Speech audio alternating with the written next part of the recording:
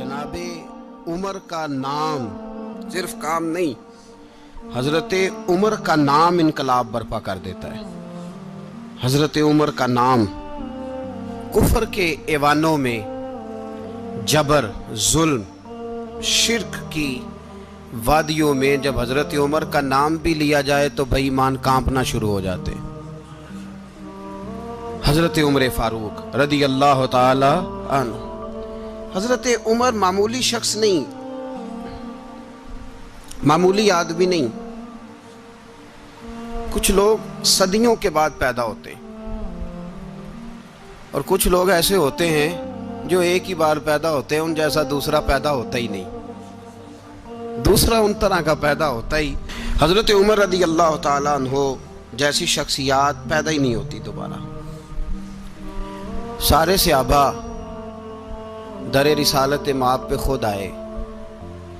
ये वो अजीम शख्स है जिसे अल्लाह के महबूब ने अल्लाह से मांग के लिया, कहा अल्लाह ये मुझे दे दे, अल्लाह से मांग के लिया है।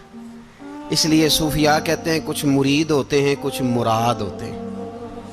कुछ मुरीद होते हैं, कुछ मुराद होते हैं। मुरीद वो होता है जो चल के आता है, आके मुरीद होता है। मुराद वो होता है जिसे कहा जाता है कि ये कभी मेरा बन जाए ना, ये कभी आ जाए ना, मेरा बन जाए, उसको मुराद कहते हैं। हजरत उमर मुस्तफ़ा करीम की मुराद है, हुजूर की मुराद है। अल्लाहुम्मा आइज़्ज़िल इस्लामा बे इस्लाम उमर इब्न खत्ताब।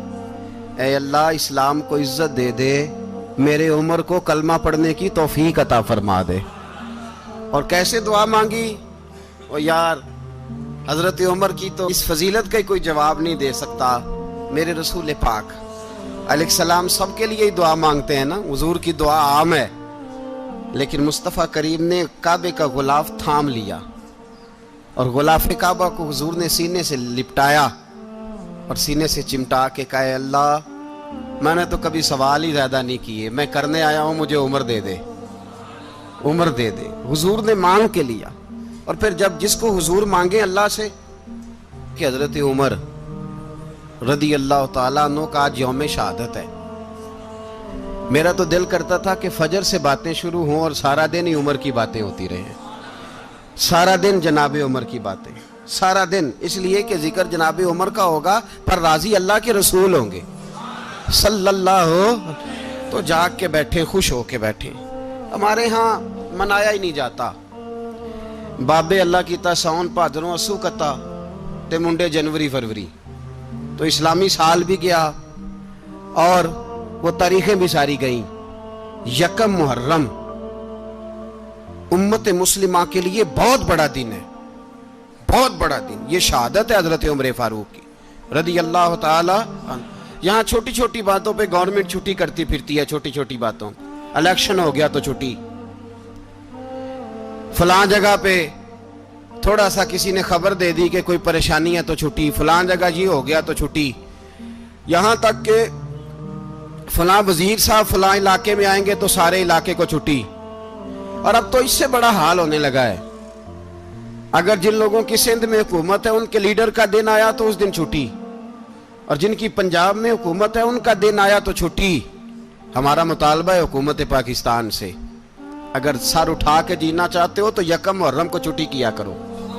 अगर सर उठा के जीना चाहते हो तो यकम मुहर्रम को छुट्टी करो जनाब उमर के दिन। और मिल्लत के जवानों को बताओ कि अगर इज्जत की जिंदगी जीना चाहते हो तो उस तरह जियो जिस तरह फारूक आजम जी के गए हैं। इज्जत और वकार की जिंदगी, जमहूरियत हजरत उमर से सीखनी पड़ेगी। हुकूमत करने के तरीके हजरत उमर से। रियाया को सीखना पड़ेगा कि अमीर किस तरह बनाया जाता है और अमीर किस तरह के होते हैं। यहाँ लोग हमें यूरोप की मिसालें देते हैं, लोग यहाँ हमें आकर के अमेरिका की मिसालें, उन्हें क्या पता हुकूमत क्या होती है। वो कहते हैं जी वो साइकिल पे जाता है उनका हुक्मरान। मैंने कहा वो साइकिल पे जाता है? मेरे उमर फारूक मदीने से मक्के गए थे तो पैदल ही हज करने चले गए, पैदल ही। और जनाब उमर फारूक रदी अल्लाह ताला अन्हु ईद की नमाज पढ़ाने गए। ईद की नमाज उमर खुतबा ईद देने गए। और इस जमाने में कौन सा गरीब है जो नंगे पांव जाता हो? کون سا غریب ہے جو مسجد ننگے پاؤں جاتا ہو؟ لوگوں نے تو 3 قسم کی چپلیں رکھی ہوئی ہیں، ایک مسجد جانے کی علیحدہ ہے، گھر پہننے کی علیحدہ ہے، شادی بیاہ پہ جانے کی چپل علیحدہ ہے۔ حضرت عمر فاروق رضی اللہ تعالیٰ عنہ نکلے عید کا خطبہ دینے کے لیے، تو بیوی سے کہنے لگے جوتا، اس نے کہا صاحب اتنی دفعہ ٹوٹا ہے اب گانٹھا نہیں جا سکتا، اتنی دفعہ ٹوٹا ہے کہ اب دوبارہ پیمند نہیں لگ سکتے۔ تو حضرت عمر کہنے لگے چل کوئی حرج نہیں، بغیر جوتے کے ننگے پیر ہی چلتے ہیں، کوئی حرج نہیں۔ تو کہنے لگے لوگ کیا کہیں گے؟ فرمایا چپ کر، لوگ جس دن عمر نے یہ دیکھ لیا نا لوگ اس کے بارے میں کیا کہتے ہیں، اس دن عمر عمر نہیں رہے گا۔ تو کہا پھر آپ کا نظریہ کیا ہے؟ فرمایا میرا نظریہ یہ ہے کہ رب رسول میرے بارے میں کیا کہتے ہیں، لوگوں کا کیا ہے؟ لوگ کل کسی کے بارے میں کچھ کہتے ہیں اور پرسوں کچھ کہتے ہیں، میرا نظریہ یہ ہے کہ رب رسول میرے بارے میں ننگے پیر عمر جا رہے ہیں۔ کون جی؟ میں بڑا ماڑا۔ اچھا جناب، کیا کیا غربت ہے؟ 10 قسم کے جوڑے لٹکے ہوئے ہیں کمرے میں، اور پہننے کی فرصت نہیں، سویرے کیا پہننا ہے، شام کیا پہننا ہے، 15 سوٹ کٹھے استری ہو کے لانڈری والا بھیج رہا ہے، اور تو غریب ہے، تو بہت بڑا غریب ہے۔ اس لیے کہ غربت پیسوں کی وجہ سے نہیں ہوتی، غربت تو دل کی ہوتی ہے۔ تو واقعی بڑا غریب ہے اور تو غریب ہی رہے گا۔ امیر تو عمر فاروق تھے، عمر فاروق تھے جو ننگے پاؤں چلے گئے عید کی نماز پڑھانے، تو رستے میں جو ملا کہنے لگا عمر جوتا تو پہن لو۔ فرمایا تمہیں عمر کا جوتا نہ پہننے کا نقص تو نظر آیا ہے، کوئی حرج نہیں، اگر عمر کو کبھی بتانا ہوا تو وہ والا نقص بتانا جو عمر کی سیرت میں پیدا ہو، کردار میں پیدا ہو، وہ والا نقص بتانا، یہ چھوڑو جوتے آتے جاتے رہتے۔ ننگے پاؤں گئے، پاؤں دھوئے، نماز پڑھائی، لوٹ آئے۔ او بھائی یہاں تو ہمارا بناؤ سنگار اترنا، جتنی توجہ کپڑوں کی طرف ہے اتنی توجہ کبھی ہماری علم کی طرف ہوتی نا، جتنا ذوق شوق ہمارا بناؤ سنگار کی جانب ہے، اتنا بناؤ سنگار کبھی ہمارا اخلاقیات کی جانب ہوتا تو معاملات بڑی حد تک سنورے ہوئے ہوتے۔ حضرت سیدنا فاروق اعظم رضی اللہ تعالی اپنی زندگی کو ترتیب دیا، ایک دن بھی خلافت نہیں مانگی اللہ سے۔ حضرت عوف بن مالک اشجعی ایک صحابی ہیں، حضرت عوف بن مالک رضی اللہ تعالیٰ عنہ فرماتے ہیں کہ جناب ابو بکر صدیق کا زمانہ تھا تو میں نے خواب دیکھا،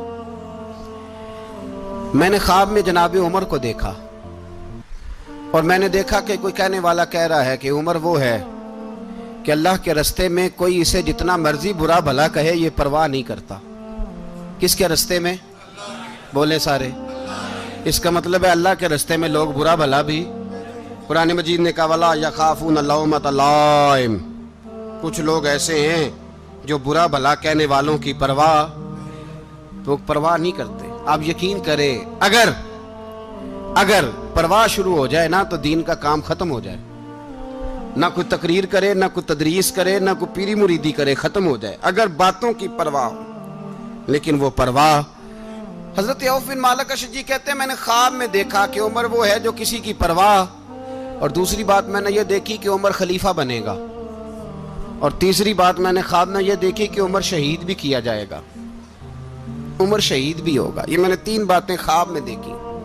فرماتے ہیں میں نے آ کے خواب حضرت ابو بکر صدیق کو سنائی، وہ خلیفہ تھے، وہ کہنے لگے ٹھہر جا میں عمر کو بلاتا ہوں، اس کے سامنے دوبارہ سنانا، اس کے سامنے۔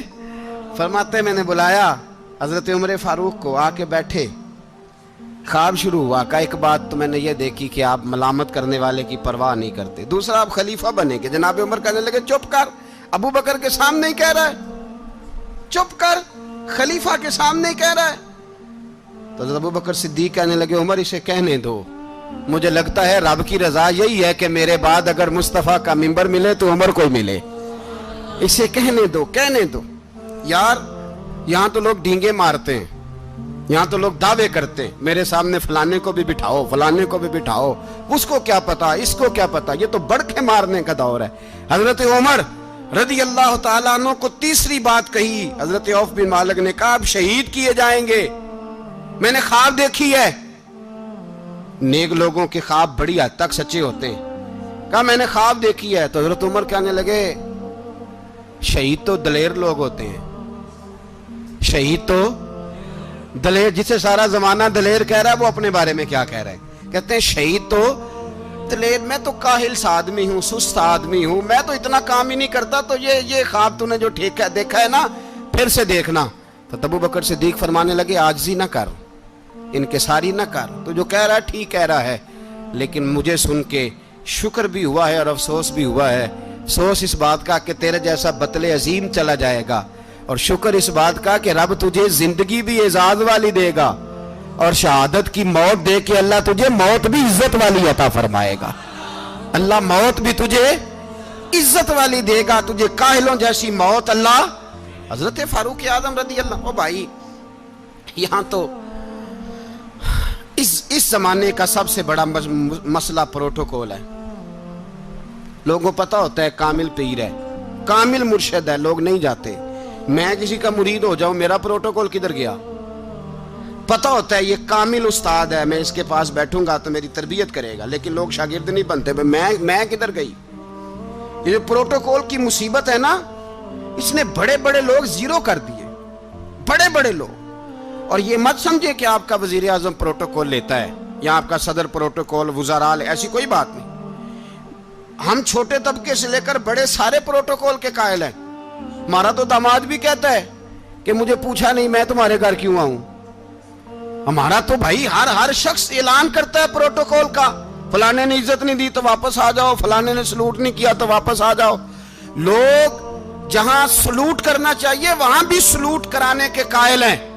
پر حضرت عمر رضی اللہ تعالی، حضرت عمر کی سادگی اور پھر جناب عمر کی عاجزی، جب انسان اپنے اوپر سوار کر لیتا ہے نا، سوار کر لیتا ہے، میں بدکار پرانا خادم، کسے در ملی نٹ ہوئی، تے واصف یار نے نظر جو کی تھی تے واصف ہی ہو۔ میں اکثر سوچتا ہوں حضور نے جہاں بھی کہا نا، فرمایا میرے بعد نبی ہوتے تو خطاب کے بیٹے عمر ہوتے۔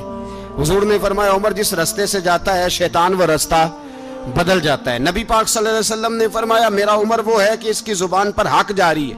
حضور علیہ السلام نے فرمایا 950 سال حضرت جبریل میرے عمر کی شان بیان کریں تو ان کی عظمت ختم نہیں ہوتی۔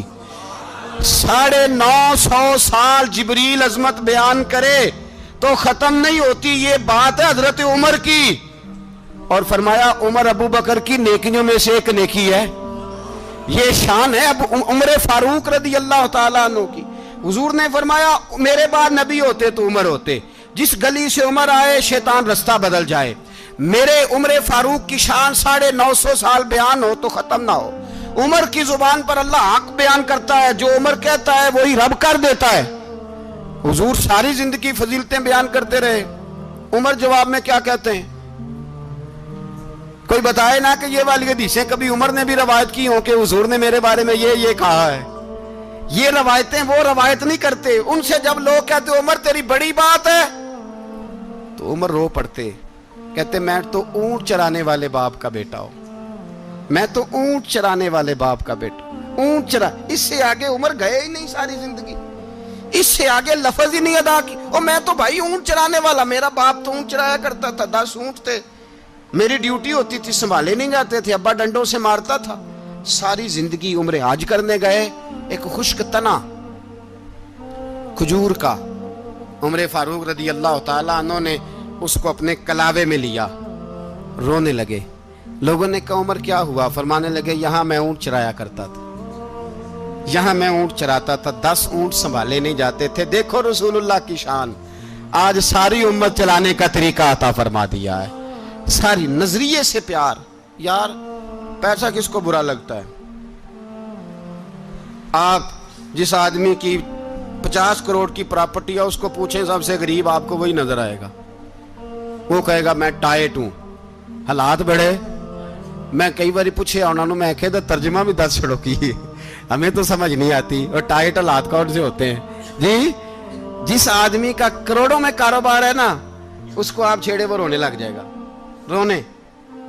تو کئی میں نے ایسے دیکھے ہیں کرائے کا مکان ہے، ان سے پوچھے صاحب کیا حال ہے، تو کہتے ہیں جتنی اللہ نے شان والی زندگی ہمیں عطا کی ہے کسی کو نہیں دی ہوئی۔ اس کا مطلب ہے خوشی بھی یہی ہے اور غم بھی یہی ہے، اندر سے خوشی ہے، اندر سے ہی۔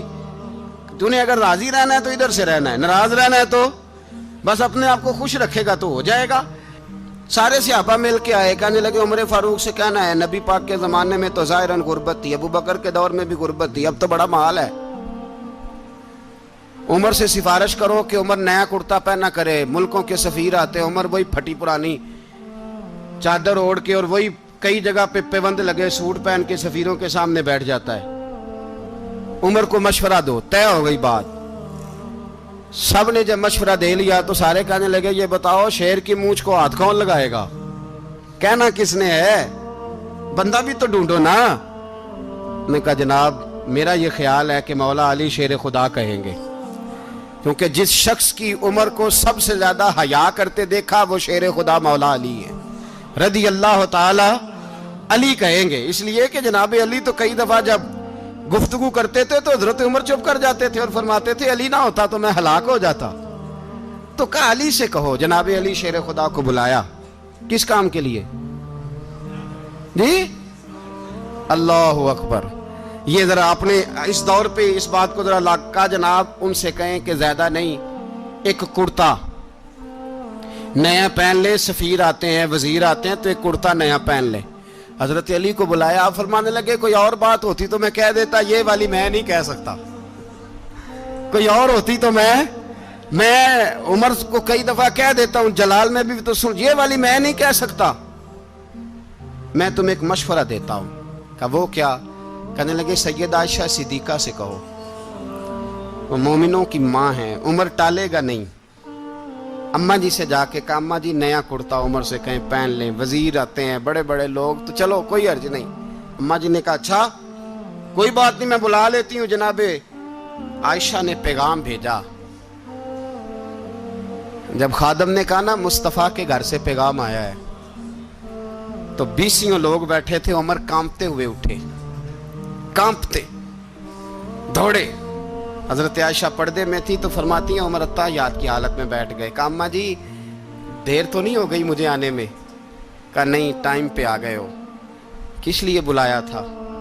کہا عمر دیکھو غربت کے معاملات اور ہوتے ہیں، جب اللہ آسانی دے تو کوئی چیز استعمال کرنا حرام نہیں ہوتی، اگر حرام ہے تو بتاؤ۔ کہا نہیں اماں جی حلال ہی ہے۔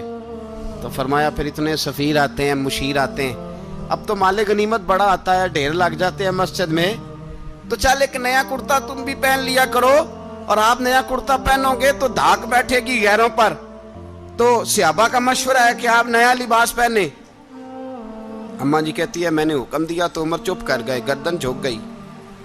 تھوڑی دیر کے بعد سیدنا عمر فاروق نے سر اٹھایا تو داڑھی پہ آنسو گر رہے تھے، رو پڑے، کہنے لگے پاک محبوب کی پاک بیوی جیسے حکم کرتی ہو میں حاضر ہوں، پر مجھے وہ والا لباس پہنانا جو میرے مصطفیٰ نے پسند فرمایا ہے، اگر یہ رنگ رسول پاک کا ہے تو میں حاضر ہوں، اور اگر نبی پاک کا نہیں تو پھر جیسے آپ حکم کریں۔ جناب عائشہ کہتے ہیں عمر روئے تو میں زیادہ روئی، میرا پلو بھیگ گیا آنسوؤں سے۔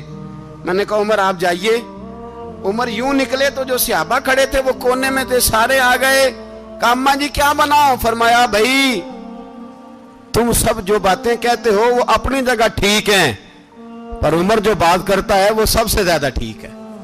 عمر جس پہلو پر بات کرتا ہے وہ یار ایسی عاجزی، ایسا رنگ، ایسا انداز، ایسا طرز حیات، ایسی زندگی۔ اولاد کے معاملے میں لوگ بزدل ہو جاتے ہیں، بزدل، پر حضرت عمر کا بیٹا مصر گیا، وہاں سے کمائی کر کے لایا، تجارت کرنے گیا، لاکھوں کا مال۔ کون سا باپ ہے دنیا میں جس کا بیٹا باہر سے پیسے لے کے آئے تو ابا تفصیل پوچھے کہ بیٹا کہاں سے کمائے، کہاں سے لایا، کتنے ملے، کیوں آئے؟ کون سا باپ تفصیل پوچھتا ہے؟ ابا تو کہتا ہے لا صحیح، اور تعریفیں کرتا ہے میرا بیٹا بڑی کمائی کرتا ہے۔ کبھی پوچھا ہے اس سے کہ ڈیوٹی صحیح دیتا ہے کہ نہیں؟ کبھی پوچھا ہے کہ تو ایمانداری کی روزی لاتا ہے کہ حرام کی کماتا ہے؟ یہ باپ کی ذمہ داری ہے، یہ اماں کی ذمہ داری ہے۔ پھر کہتا ہے بیماری کیسے آ گئی، پریشانی کیسے آ گئی؟ تو نے کبھی سوال کیا اپنی اولاد سے؟ حضرت عمر فاروق رضی اللہ تعالیٰ عنہ کا بیٹا مصر سے پیسے کما کے لایا تو جناب عمر نے بلایا، فرمایا بیٹے اتنی تو تیرے پاس راس ہی نہیں تھی، تھوڑے سے تو پیسے لے کے گیا تھا، اتنی کمائی کیسے ہو گئی؟ اتنے تو پیسے نہیں تھے صاحب، کہاں سے کمائی لائے؟ اس نے کہا ابا جی وہ جو میرے چچا ہے نا مصر کے گورنر، آپ کے دوست، انہوں نے میری مدد کی ہے. فرمایا جتنے لوگ گئے تھے سب کی ہے مدد اس نے؟ کہا نہیں صرف میری کی. فرمایا تیری کیوں کی؟ تیری کیوں کی؟ کہا حضور آپ کے دوست ہیں. فرمایا چپ کر حضور انہوں نے مجھے اتنے پیسے دیے, میں نے کاروبار میں ڈالے تو نفع آیا تو میں ان کی رقم دے کے. فرمایا خاموش ہو جا, باقی جتنے لوگ گئے تھے سب کی مدد کی اس نے؟ کہا نہیں حضور صرف میری کی. فرمایا اس نے تیری مدد نہیں کی, اس نے خلیفہ کے بیٹے کی مدد کی, اس لیے کہ وہ خلیفہ کو اپنے حق میں نرم کر سکے. فرمایا آدھا مال تیرا ہے, آدھا مال غنیمت کا ہے, مال خزانہ کا ہے, مسلمانوں کا ہے, اس لیے کہ تو جو وہاں سے مال کما کے لایا ہے وہ اپنے باپ کے خلیفہ ہونے کی وجہ سے کما کے لایا ہے, لہذا رکھ ادھر. یہاں کہتے ہیں کدھر سے آیا, کیسے آیا, کون سا حساب دیں, کیا کریں؟ او بھائی حضرت عمر رضی اللہ تعالیٰ عنہ کا اپنی اولاد کے بارے میں یہ رنگ ہے. ایک جنگ سے نا خوشبو آئی, خوشبو بڑی مہنگی ہوتی تھی, عرب میں خوشبو آج بھی بڑی مہنگی ہے, وہ زیادہ استعمال کرتے ہیں. میری باتوں کی سمجھ آ رہی ہے میرے بھائی؟ بڑی مہنگی خوشبو تھی. جب وہ خوشبو آئی تو حضرت عمر نے کہا, گھر میں پہلے پہنچی حضرت عمر کے, چونکہ زیادہ عورتیں استعمال کرتی تھی گھر کے اندر خوشبو, مرد بھی لگاتے تھے. حضرت عمر نے اپنی بیوی سے کہا, آپ کی زوجہ تو تھی وہ بڑی خوشبو کو پسند کرتی تھی. حضرت عمر نے اپنی زوجہ سے کہا کہ خوشبو لاؤ, میں نے ایک عورت کی ڈیوٹی لگائی ہے, وہ خوشبو تول کے نا تو حصہ برابر صحابہ میں بانٹ دے گی. تو آپ کی زوجہ کہنے لگی کسی بی بی کی ڈیوٹی لگانے کی کیا ضرورت تھی, میں جو موجود تھی میں بانٹ دیتی ہوں تول کے حصہ برابر. آپ نے فرمایا نہیں تو رہنے دے, وہ فلانی بی بی بانٹے گی. کہا حضور میں نے بھی بانٹنی ہے, میرے پہ کچھ حق ہے؟ آپ نے فرمایا نہیں تو تفصیل نہ پوچھ, تو خوشبو دے دے, کوئی اور بانٹے گی. خاتون خانہ تھی نا, کہنے لگی نہیں مجھے بھی آج آپ کو بتانا ہی پڑے گا کہ کوئی جو بانٹ سکتی ہے تو میں کیوں نہیں بانٹ سکتی. زوجہ کہتی عمر نے بات کی تو میری چیخیں نکل گئی. حضرت عمر فرمانے لگے جب تو خوشبو بانٹے گی نا تیرے ہاتھوں کو بھی لگے گی, تیرے دوپٹوں کو بھی لگ جائے گی. اگر رب کریم نے مجھ سے سوال پوچھا کہ عمر خوشبو تو مسلمانوں کی تھی, تیری بیوی کے دوپٹے کو کیوں لگ گئی, تو میں اللہ کے حضور کیا جواب دوں گا؟ اگر اللہ نے یہ سوال کیا کہ تیری بیوی نے کیوں لگائی, وہ تو حصہ تھا مسلمانوں کا, تو تو نے تیری بیوی نے کیوں لگائی؟ تو فرمایا میں نہیں چاہتا کہ اللہ کے حضور مجھے اور تجھے باز پرس ہو, لہذا کسی اور کو بانٹنے دے.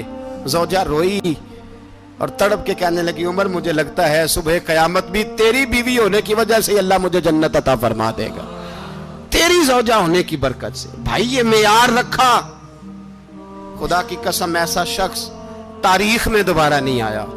اتنا بڑا آدمی, اتنا بڑا شخص, اتنا بڑا آدمی, اور پھر رنگ یہ ہے کہ عمر 22 لاکھ مربع میل کا حکمران, 22 لاکھ, اور کھجور کے درخت کے نیچے مٹی کا ڈھیلا لے کے سو گئے ہیں, پرواہ کوئی نہیں, کوئی مسئلہ ہی نہیں.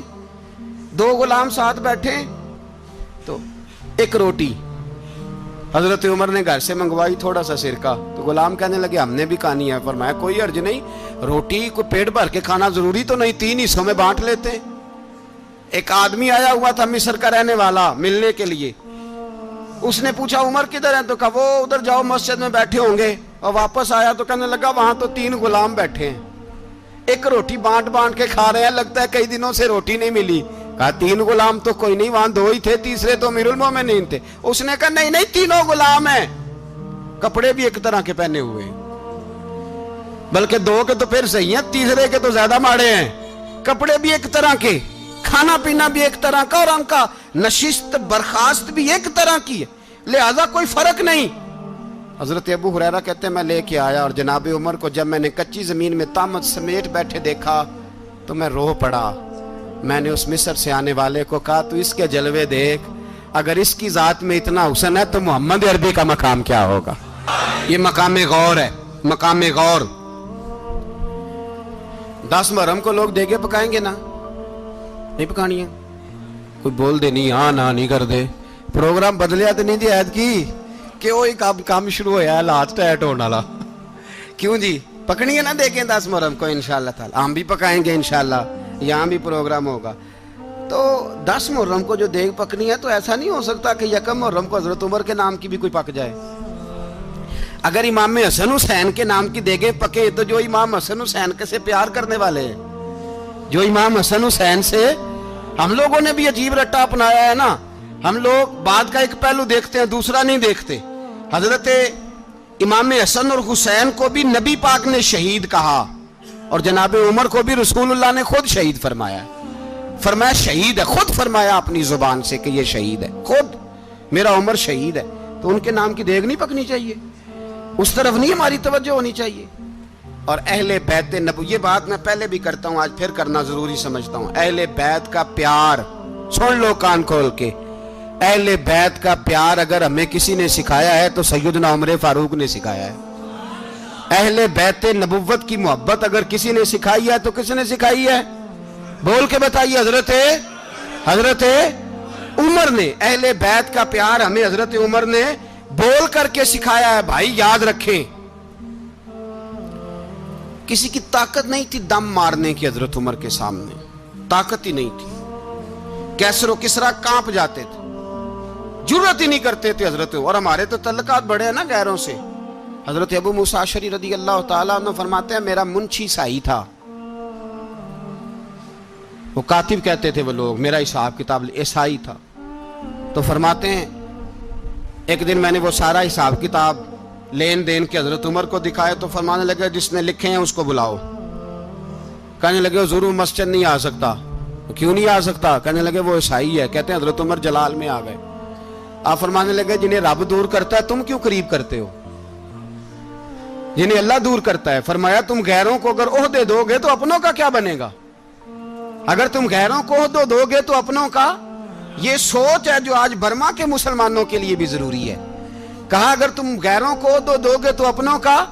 ہم نے غیروں کو عہدے دیے تو دیکھا نا اپنے کس طرح کاٹے جا رہے ہیں۔ غیروں کو جو عہدے دے دیے یارانے سارے غیروں سے، روز دعویٰ ہوتا ہے چین ہمارا سجن ہے، چین ہمارا دوست ہے۔ او بھائی دوست ہے تو اس سے کہو نا کہ برما تو تمہاری ایک چھوٹی سی ریاست ہے، چین کے بغیر تو وہ سانس بھی نہیں لے سکتا، اس کو کہو نا اس حکومت پہ دباؤ ڈالے۔ لیکن ہم لوگوں نے غیروں کو عہدے دیے تو اپنے پس گئے۔ حضرت عمر کہتے تھے ذمی کا ہم ادب کریں گے، ذمی کافر کا ہم، ایسا کافر جو مسلمان ریاست کو قبول کرے، بدامنی نہ پھیلائے۔ ایک آدمی کو آپ نے دیکھا آنکھوں سے نابینا ہے اور بھیک مانگ رہا ہے، تو حضرت عمر کو نظر آ گیا، فرمایا کون ہو؟ اس نے کہا میں یہودی ہوں۔ فرمایا بھیک کیوں مانگتے ہو؟ کہا جب تک تندرست تھا مسلمانوں کو جزیہ دیتا تھا، بوڑھا ہو گیا ہوں کیا کروں؟ حضرت عمر نے گھوڑے کی پشت پہ بٹھایا، کافر کو گھوڑے کی پشت پہ بٹھایا اور بٹھا کے مدینے لائے۔ حضرت علی شیر خدا وزیر خزانہ تھے، فرمایا علی اس کا وظیفہ جاری کرو۔ کہا یہ کون ہے؟ فرمایا یہ یہودی ہے لیکن یہ ہمیں جزیہ دیتا رہا، بوڑھا ہو گیا بیچارہ، بھیک مانگنے پہ مجبور ہے، ہماری حکومت کے اندر رہتا ہے، اس کا پورا وظیفہ جتنا خرچہ اتنا وظیفہ لگاؤ۔ حضرت علی کہتے ہیں میں وظیفہ لگا رہا تھا اور وہ میرے نبی کا کلمہ پڑھ رہا تھا، وہ رسول اللہ کا کلمہ پڑھ رہا تھا۔ یہ مزاج، یہ نہیں کہ کافر۔ حضرت عمر نے گورنروں کو خط لکھے تھے کہ زبردستی کسی کو مسلمان نہیں کرنا، جہاں ان کی عبادت گاہیں بنی ہو گرانی نہیں، کوئی مندر کوئی گرجا ضائع نہیں کرنا۔ اسلام سب کو جینے کا موقع دیتا ہے، پر بے ایمانو ظالموں بدذاتوں تمہیں یہ کہتا ہے کہ ہم تمہیں جینے کا موقع دیتے، تم بھی مسلمانوں کو جینے کا موقع دو۔ یہ جہاں بستے ہیں جہاں رہتے ہیں انہیں وہاں جینے کا موقع دو، انہیں بھی اللہ اکبر کہنے کا موقع دو، انہیں بھی قرآن پڑھنے کا موقع دو، انہیں بھی رسول اللہ پر درود پڑھنے کا موقع دو۔ ہمارے ملک میں عیسائی اپنی مرضی سے کھلے عام تبلیغ کرتے ہیں، یہاں تو چینل چلائے ہیں عیسائیوں نے۔ کسی مذہبی جماعت نے کبھی جلوس نکالا کہ عیسائیوں کا چینل بند کرو؟ بولے نکلا ہے کہ نہیں نکلا؟ کتنے ظلم کی بات ہے۔ ہم جب غیر کو اتنا تحفظ دیتے ہیں، اتنا تحفظ دیتے ہیں، ہم نے دیکھا ہے مجھے بیسیوں لوگوں نے عید پہ ٹیلی فون کیے کہ عیسائیوں کو قربانی کا گوشت دے لیں، مجبور ہیں جی، دروازے پہ آ گئے ہیں، ہمارے کام کاج کرتے ہیں۔ بیسیوں لوگ، عام آدمی کے دل میں ان کا اتنا جذبہ ہے، وہ مسائل کا بیان کرنا ایک علیحدہ بات، لیکن ہمارے دل کافر کے حق میں بھی نرم ہو جاتے ہیں۔ تم کس قدر زیادہ بے ایمان ہو اور کفر کس قدر زیادہ ذلیل ہو گیا ہے کہ مسلمان کے حق میں نرم ہوتا ہی نہیں۔ اور اس سے بڑے ذلیل وہ ہیں جو ان ذلیلوں کے سپورٹر ہیں، وہ کسی عرب ملک کے حکمران ہو یا کسی اور جگہ کے، وہ بڑے ذلیل ہیں جو ان ذلیلوں کے سپورٹر ہیں، جو برما کی بچیوں کے قتل پر اپنی حکومتیں چمکا رہے ہیں۔ نے شرم نہیں آتی، اس قدر مسلمان تڑپا ہے، لیکن